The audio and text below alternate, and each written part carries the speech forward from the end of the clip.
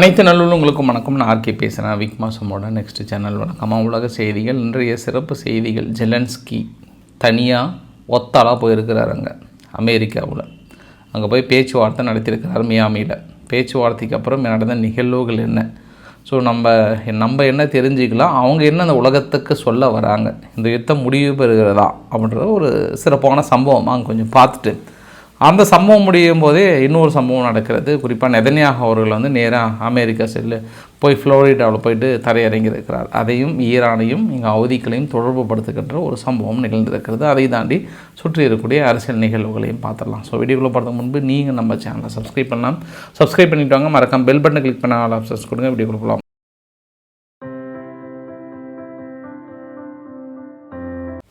Zelensky ட்ரம்போட சந்திப்பு பார்க்க போகிறதுக்கு முன்பு பெலாரஸில் லூகாசென்ஸ்கோ அவர்கள் 71 வயசு ஐஸ் ஹாக்கி விளையாடும் போது அவரும் ஒரு ஆர்வத்தில் பங்கு பெறாரு.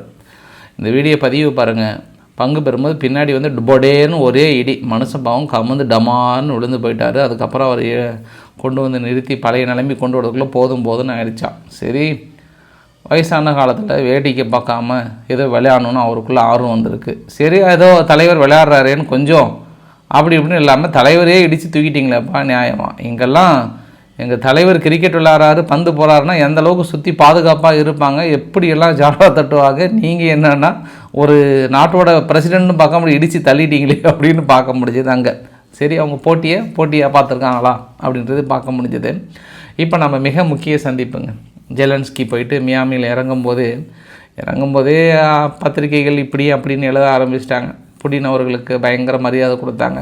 இவருக்கு பாருங்கள், யாருன்னே தெரியாத ஒரு 3வது மனிதர்களை நிறுத்த வைக்கப்பட்டு கையை கொடுத்து இப்படி ஒரு வரவேற்பு, வாப்பா வந்துட்டு பேசிட்டு போப்பா, அந்த மாதிரி தான் சொன்னாங்க அப்படின்ற மாதிரி. இந்த பக்கம் நெகட்டிவ் கமெண்ட்ஸு. இன்னொரு பக்கம் பின்லாந்துடைய ஸ்டப் அவர்கள் தலைவா சென்று வென்றுவா அப்படின்ட்டு ஃபோனு அப்படி துப்பி எச்சு துப்பி பொட்டு வச்சிட்டா அப்படி நெத்தியில், தலைவா வென்றுவா, கண்டிப்பாக வெற்றி நம்ம பக்கம் தான் இருக்குது அப்படின்னு சொல்லிவிட்டு நாங்கள் ஒரு 5 மணி நேரத்துக்கு மேலே, ஒரு 5 மணி நேரம் இல்லை 1 மணி நேரத்துக்கு மேலே பேசணும். லாங் அவர் அப்படின்னா நம்ம எப்படி எடுத்துக்கலாம், 5 மணி நேரம் எடுத்துக்கலாமா? சரி, ஏதோ 1 மணி நேரம், ரொம்ப நேரம் மனசை விட்டு பேசினாங்களாம் எல்லா ஐரோப்பா தலைவர்களும். ஜெலன்ஸ்கி கிட்ட கொஞ்சம் தைரியமாக போயிட்டு வாப்பா, ஒன்றும் பிரச்சனை இல்லை அப்படின்னு. ஜெலன்ஸ்கி இறங்கும் போதே வழக்கமாக இதுக்கு முன்னே டிஷர்ட்டோடு தான் இறங்குவார். ஏன்னா இந்த வார் முடிவு பெறுகிற வரைக்கும் நான் ஷூட் கூட போட மாட்டேன், ஏன்னா நாங்கள் ஏழ்மையில் இருக்கிறோன்றதும் உணரணும், அது நாங்கள் யுத்த காலத்தில் இருக்கிறோன்றது தெரியணுமா சொன்னார். பட் இருந்தாலும் எங்களுக்குன்னு ஒரு ட்ரெஸ் கோடு இருக்குன்ட்டு ஏற்கனவே ரொம்ப கான்ட்ராவர்சியாக ஆனதுனால இந்த தடவை மனுஷன் கோட் ஷூடோடு வந்துட்டார். யார்? ஜெலன்ஸ்கி அவர்கள். ஸோ அதுலேயே நம்ம மிகப்பெரிய ஒரு வித்தியாசத்தை பார்க்க முடியுது. அப்புறம் அவர் சிறப்பான முறையில் வரவேற்பெல்லாம் கொடுத்துட்டு இந்த வார் முடிவு பெறுவதற்காக இந்த பேச்சுவார்த்தையை நாங்கள் தொடங்க போகிறோன்றாங்க. இந்த பேச்சுவார்த்தையை தொடங்குறேன்னு நீங்கள் சொல்கிறீங்க, ஆனால் ரஷ்யா கடுமையாக ஹிட் அடிச்சிருக்காங்க உக்ரைனோட தலைநகர்லான்னு செய்தியாளர்கள் கேட்கும்போது, உக்ரைனுமே ஹிட் அடிச்சிருக்காங்க. நிறைய ரஷ்யானுடைய பகுதியில் குண்டு வெடிப்பு நிகழ்வும் நிகழ்ந்திருக்கு, அதையும் நம்ம கருத்தில் கொள்ளணும் அப்படின்ற ஒரு வார்த்தையை சொன்னார். ஸோ முதன்முறையாக அவங்க குண்டு வெடிப்பு நடத்துறது இல்லாமல் இவங்க தாக்கல் நடத்துறதையும் சொல்லியிருக்காங்க. ஏன்னா இந்த பேச்சுவார்த்தை நடத்தும் போதே இன்றைக்கி உக்ரைன் ரஷ்யாவில் இருக்கக்கூடிய முக்கிய நிலைகள் மீது தாக்கல் நடத்தினாங்க. அதுக்கப்புறம் உள்ளே போகிறாங்க. பேச்சுவார்த்தைக்கு முன்பு இந்த ஒரு டின்னர் மாதிரியான ஒரு அரேஞ்ச்மெண்ட்டு, செய்தியாளர்லாம் இருக்கிறாங்க. அப்புறம் செய்தியாளர்களை கூப்பிட்டு உங்களுக்கு சாப்பாடு வெளியில் இருக்குது, நீங்கள் வெளியே போயிடுங்க, நாங்கள் உள்ளே இங்கே பேச்சுவார்த்தை நடத்த போகிறோம், it will be a closed door, இது கதவை சாத்திட்டு தான் நாங்கள் பேச்சுவார்த்தை நடத்த போகிறோம்னு பயங்கரமாக சொல்லிவிட்டு அதுக்கப்புறம் அவங்க வெளியே அனுப்பிட்டு ஒரு 1.5 மணி நேரத்துக்கு மேலே ரொம்ப நேரம் குசுன்னு பேசினாங்க. மேபி இன்னும் ஒரு நாளைக்குள்ளே வந்துடும். ஏன்னா அங்கே மறுவயத்து நபர்கள் என்ன குசுன்னு பேசினாலும் அது ஒட்டு கேட்கறதுக்குன்னு அவங்க கற்பனை கதைகள் நிறையா இருக்குது. அதனால் அவங்க அடித்து விடுவதற்கு நாளை மறுநாளோ இல்லை, தமிழக ஊடகமாக இருந்தால் இந்நேரம் அவங்க பேச ஃப்ளாஷ் நியூஸாக அந்த பக்கம் வந்திருக்கும். இந்த மாதிரி தான் பேசிக்கிறாங்க உள்ளன்ட்டு தெரிஞ்ச கதையாக விடுவாங்க, மக்களை முட்டாளாக்குவாங்க. பட் அங்கே கொஞ்சம் டிலே ஆகுது, ஒரு நாள் கழித்து கிடைக்கும். இருந்தாலும் என்னெல்லாம் பேசினாங்க அப்படின்றது நம்மளால் தெரிஞ்சு கொள்ள முடிகிறது. ஏன் அப்படின்னா வெளியே செய்தியாளர்களை சந்திக்கிறாங்க. ஜெலன்ஸ்கி அவர்களும் ட்ரம்ப் அவர்களும் செய்தியாளர்களை சந்திக்கும் போது ஒவ்வொரு தரப்புலையும் ஒவ்வொரு கேள்விகளாக கேட்கப்படுகிறது. அப்போ நான் இந்த வாரை பொறுத்த வரைக்கும் நிறுத்தணும்னு நினைக்கிறேன், நிறைய உயிர்கள் கொல்லப்பட்டிருக்கு, இதுக்கப்புறமும் இந்த வார் தொடரக்கூடாதுன்னு நினைக்கிறேன் நான். சப்போஸ் புடின் அவர்கள் ட்ரம்ப் சொன்னது, புடின் அவர்கள் இந்த ஆஃபரை ஏற்றுக்கல அப்படின்னா ரொம்ப கடுமையான விளைவுகள் இருக்கும். அதே தான் ஜெலன்ஸ்கிக்கும் சொல்கிறேன் நான். ஆனால் எனக்குமே ரொம்ப டஃப்பாக இருக்குது இந்த ஃபீஸ் அமைதிக்கான பேச்சுவார்த்தையில். ஜெலன்ஸ்கி இறங்கி வந்தாருன்னா புடின் ஒரு பக்கம் முறுக்கிட்டு போயிடுறாராம். சரி, புடின் அவர்கள் இறங்கி வந்தால் இந்த பக்கம் இவர் ஒரு பக்கம் முறுக்கிட்டு போயிடுறாரு. நான் எப்படி இந்த பேச்சுவார்த்தையை நான் டைம் டேட் வந்து ஃபிக்ஸ் பண்ணுறது? எனியோ அடுத்த வாரம் நாங்கள் ஃபிக்ஸ் பண்ணியிருக்குன்னு சொல்கிறாங்க. பட் அடுத்த வாரம் கூட என்ன பெரிய சட்ட சிக்கல் அப்படின்னா, நெக்ஸ்ட் வீக் ஐரோப்பானுடைய தலைவர்கள் வருவதற்கு ஒத்துக்கொண்டிருக்கிறது அமெரிக்கா. ஐரோப்பாவோட தலைவர்களும் வரலான்றாங்க. அப்போ ரைட்டு, என்ன நடக்கும்ன்றதை நம்ம புரிந்து கொள்ள முடிகிறது. ஸோ ஜெலன்ஸ்கியோட மனசில் என்ன இருக்குது அப்படின்னா, ஜெலன்ஸ்கி வந்து 20 பாயிண்ட் அமெரிக்கான திட்டத்தில் கொண்டு வந்தாங்களா, அதில் 90% வந்து அக்ரிமெண்ட் ஒத்துக்கிட்டாங்க. அமெரிக்கா வந்து எங்களுக்கு செக்யூரிட்டி கேரண்டி வந்து 100% கொடுக்குறேன்னு சொல்லியிருக்காங்க. யூஎஸ், ஐரோப்பா, உக்ரைனுடைய செக்யூரிட்டி கேரண்டி ஆல்மோஸ்ட் நாங்கள் அங்கே அக்ரி பண்ணிக்கிட்டோம், ஒன்றும் பிரச்சனை இல்லை. அப்புறம் மிலிட்டரி டைமென்ஷனும் 100% கிட்டத்தட்ட அக்ரிமெண்ட் ஒத்துக்கிட்டாங்க. மீதி எல்லாமே கிட்டத்தட்ட ஃபைனலைஸ் ஆகிடுச்சின்றாங்க. இது இவங்க தரப்பில் சொல்கிறாங்க. அப்படின்னா இதில் என்னென்ன பாயிண்ட் ஆஃப் வியூவில் இழுத்தடிச்சிட்ருக்கு அப்படின்னா, முக்கிய பகுதிகள் இழுக்கிறது, 8 லட்சத்துக்கு மேலே வீரர்கள் ஹோல்டு பண்ணலான்ட்டு இழுத்தடிச்சிட்ருக்கு. மீதி வெளிநாட்டு படைகள் வேறு யாரும் உக்ரைனுக்குள்ளே இருக்கக்கூடாதுன்றதில் ரஷ்யா உறுதியாக இருக்கிறாங்க. ஸோ இந்த 3 பாயிண்ட் ஆஃப் வியூவில் இழுப்பறிகள் இருந்துகிட்டே இருக்குது. அதற்கு தான் ட்ரம்ப் அவர்கள் சொன்னாங்கன்னா, என்னால் பர்சன்டேஜை மென்ஷன் பண்ணிலாம் சொல்ல முடியாது, பட் பாசிட்டிவ் இருக்குது. ஓரளவுக்கு போர் நிறுத்திடலாம் தான் தோணுது. அடுத்த ஒரு 1 வீக்குள்ளே நிறுத்திடலாம் தான் தோணுது. ஏன்னா புடின் வந்து உக்ரைன் ஜெயிக்கணும்னு நினைக்கிறாராம் அப்படின்னு சொன்ன உடனே ஜெலன்ஸ்கியோட முகத்தில் ஒரு அப்படின்னு மாதிரி முழிச்சார். அதையும் வீடியோலாம் பெருசாக வந்து போட்டிருந்தாங்க. அதனால் இந்த வார் பொறுத்த வரைக்கும் நீக்கணும்னு நினைக்கிறேன். அதில் குறிப்பாக டான்பாக்ஸ் பகுதி தான் கொஞ்சம் ரொம்ப இழுப்பறியாக இருக்குது. அந்த டான்பாக்ஸ் பகுதியை ஃப்ரீ ட்ரேடு ஜோனாக கொண்டு வரலான்னு நினைக்கிறோன்னு இருக்காங்க. அப்படின்னா அந்த குறிப்பிட்ட பகுதியை ரஷ்யா பக்கம் விட்டு கொடுப்பதற்கான வாய்ப்புகள் இருக்குன்ற மாதிரி தான் நினைக்கிறேன் நான். ஃப்ரீ ட்ரேடு ஜோன் அப்படின்னா வணிக ஒப்பந்தங்கள் எல்லாமே எந்த இதுவுமே இல்லாமல் ஃப்ரீயாக கொண்டு வர மாதிரி பிளானில் இருக்குன்ற மாதிரி சொல்கிறாங்க. பட் ஜெலன்ஸ்கி எப்படி எடுத்துக்கிறான்னு தெரியல. பட் இருந்தாலும் நாளைக்கு மும்மூர்த்திகள் வராங்கல்ல அடுத்த வாரம், அவங்க இதை நம்பி பல எதிர்கால திட்டங்களை வகுத்துருக்காங்க அவங்க நாட்டுக்குள்ளார. அது இல்லாமல் அவங்க ஒத்தையாக போயிட்டு தனியாக ரஷ்யாவை அடிக்க முடியாது, ஒரு சந்தர்ப்பத்தை எதிர்பார்க்குறாங்க. அதனால் அவ்வளோ சீக்கிரம் அவங்க நிறுத்தக்கூடாதுன்னு நினைக்கிறாங்க. பட் யுத்தத்தை நிறுத்தணும்னு நினைக்கிறாங்க. ஃபைனலாக ஜெலன்ஸ்கி அவர்கள் தனது எக்ஸ்தல பழக்கத்தில் எல்லா பாயிண்ட் ஆஃப் வியூவிலும் நாங்கள் டிஸ்கஸ் பண்ணோம், கேரண்டியை பற்றி டிஸ்கஸ் பண்ணோம். இந்த வாய்ப்பை ஏற்படுத்தி கொடுத்திய அனைத்து நல் உள்ளங்களுக்கும் ஸ்டீவ் விக்ஸாப் அவர்கள், ஜெரான் குஷ்னர் அவர்கள் எல்லாரும் பெரிய அளவுக்கு ஏற்பாடு பண்ணியிருந்தாங்க. நன்றி நன்றி நன்றி அப்படின்னாங்க. ஸோ நம்ம என்ன அடிப்படையாக பேசிக்காக புரிஞ்சிக்கலாம், மறுபடியும் அதே அந்த கதையில் தான் வந்து நிற்கிறதுன்னு நினைக்கிறேன்ல. என்ன கதை? அந்த 20 பீஸ் அமைதிக்கான திட்டத்தில் அந்த வீரர்கள், குறிப்பிட்ட பகுதிகள், இது எல்லாமே இழுப்பறியில் தான் இருக்குது. பார்க்கலாம் யார் விட்டு கொடுக்குறாங்கன்னு தெரியல. ஒரு பாசிட்டிவ் வந்தால் நல்ல விஷயந்தான், ஓகே. பட் இந்த ஒரு நிகழ்வு நடக்கும்போது இன்னொரு நிகழ்வு நடக்குது. நெதன்யாகு அவர்கள் அங்கே கிளம்பி வர்றாரு ஃப்ளோரிடாவுக்கு. இதற்கு முன்பு செப்டம்பர் மாதம் வந்தார். செப்டம்பர் பயணத்துக்கும் இந்த பயணத்துக்கும் நிறைய வித்தியாசம் இருக்குது. செப்டம்பர் பயணத்துக்கு என்ன பண்ணார், அந்த மொராக்கோ போர்ச்சுகலினுடைய கேப்பில் போனார்.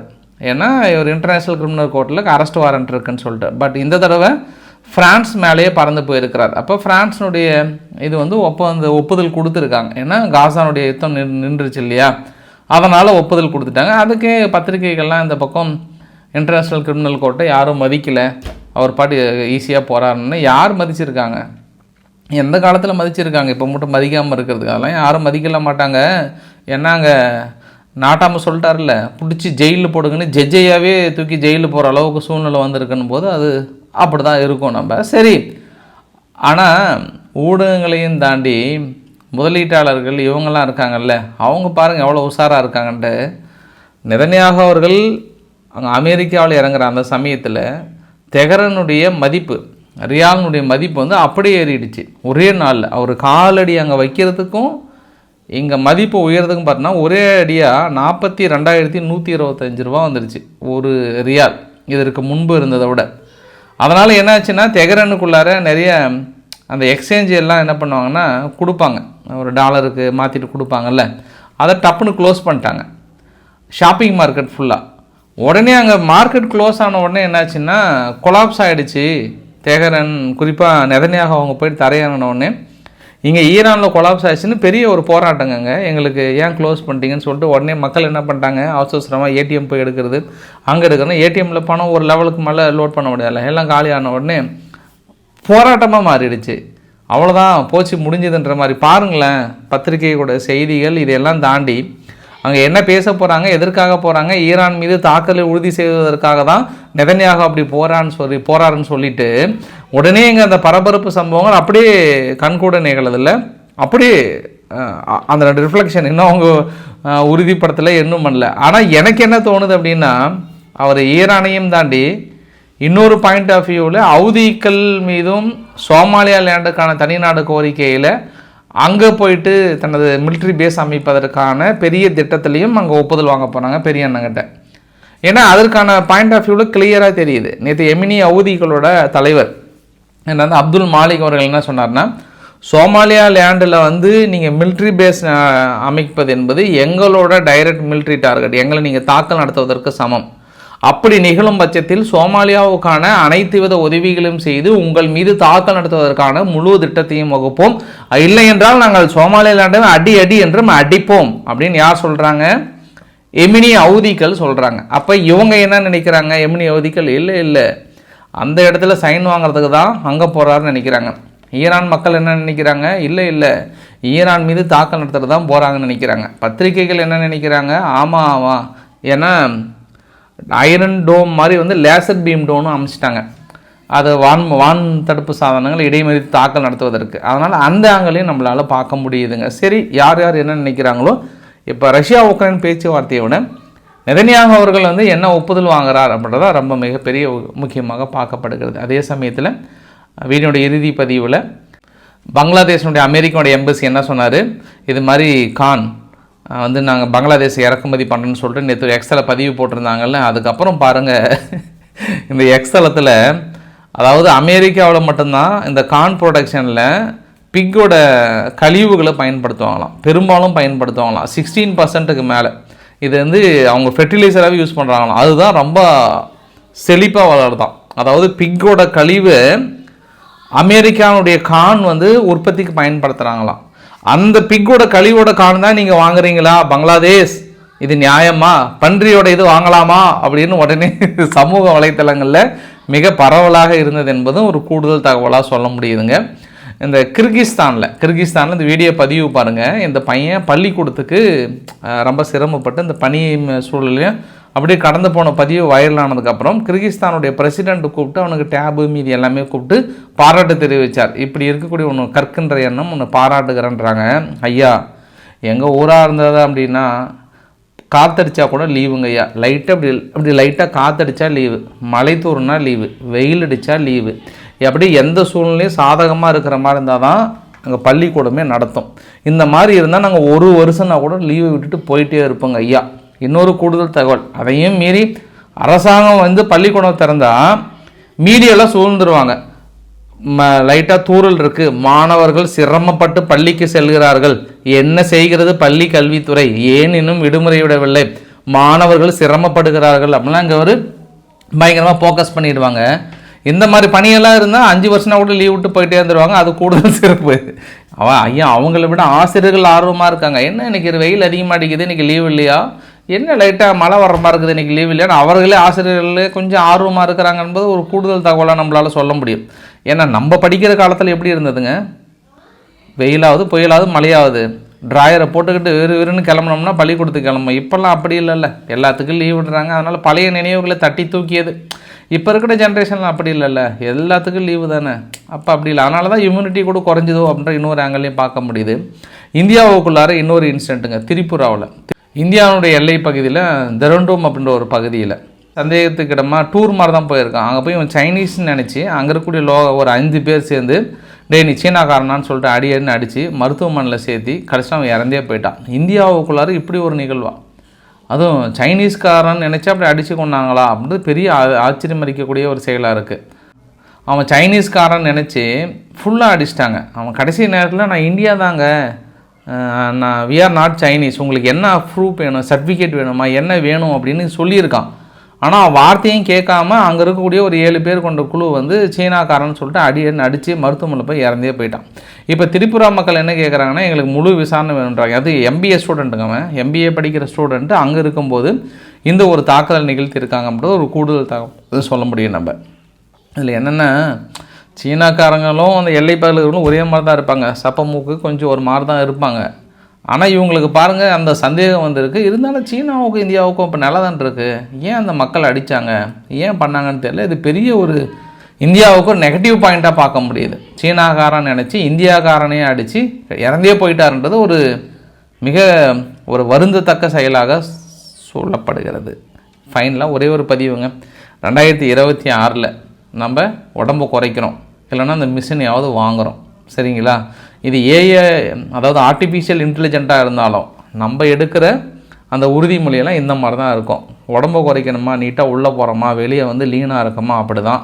ஏன்னா மீதி நம்ம எடுக்கிறது எல்லாமே பெருசாக நம்ம 1 மாதத்துக்கு மேலே செயல்படுத்த முடிகிறது இல்லையே உடம்பு குறைக்கிறதுக்காக நினச்சி இது நல்லா தான் இருந்தது அப்படின்னு நினச்சேன்னா, அதனால் உங்கள்கிட்ட ஷேர் பண்ணுறேன். ஸோ பிடிச்சிருந்தால் லைக் பண்ணுங்கள், ஃப்ரெண்ட்ஸை ஷேர் பண்ணுங்கள், சப்ஸ்கிரைப் பண்ணுங்கள். Ravikumar K channel. நன்றி, வணக்கம்.